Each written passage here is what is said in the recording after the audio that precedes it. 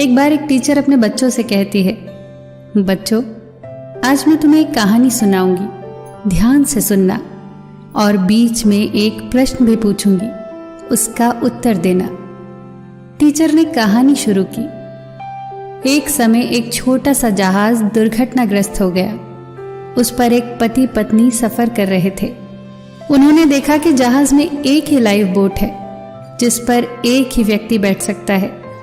पति ने पत्नी को जहाज में ही छोड़ दिया और खुद लाइफ बोट पर जाकर बैठ गया। पत्नी पीछे से चिल्लाई। चिल्ला चिल्ला कर वो बार बार कुछ कह रही थी।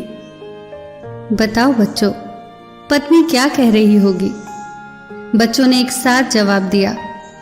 वो चिल्लाई होगी कि तुम मुझे प्यार नहीं करते, तुम बेवफा हो। पर एक बच्चा चुपचाप बैठा था।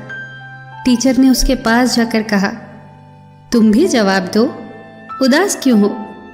तब उस बच्चे ने कहा, पत्नी ने चिल्लाकर कहा होगा कि हमारे बच्चे का ख्याल रखना। टीचर हैरान थी। बोली, बच्चे क्या ये कहानी तुमने पहले कभी सुनी है? क्योंकि पत्नी ने यही कहा था। पर तुम्हें कैसे मालूम कि पत्नी ने यही कहा था? बच्चे ने जवाब दिया, मैंने ये कहानी कभी नहीं सुनी, पर मेरी माँ ने मरते वक्त मेरे पिता से यही कहा था कि मेरे बच्चे का ख्याल रखना। उसका जवाब एकदम सही था। टीचर ने कहानी आगे बढ़ाई।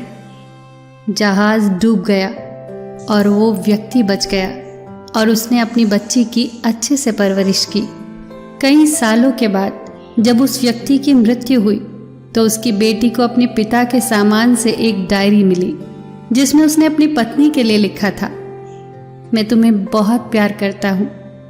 उस घटना की याद का भारी एहसास लेकर मैं कैसे जी रहा हूँ ये तुम और मैं ही समझ सकते हैं। तुम्हारी बीमारी आखिरी स्तर पर थी। तुम कुछ ही दिन की मेहमान थी। अगर बेटी की परवरिश का सवाल ना होता तो मैं भी उसी दिन तुम्हारे साथ समुद्र की गहराइयों में समा गया होता। तुम्हें उस दिन मैं यूं अकेले ना छोड़ता। कहानी खत्म हुई। सारी क्लास मौन थी। वो कहानी के भीतर की शिक्षा को समझ चुकी थी। दोस्तों, जीवन में कुछ ऐसी परिस्थितियां होती हैं जिन्हें सतही तौर पर देखकर या सुनकर हम निष्कर्ष पर कूद पड़ते हैं, पर उन्हें वही समझ सकता है जो या तो उस स्थिति से गुजर चुका हो या गुजर रहा हो।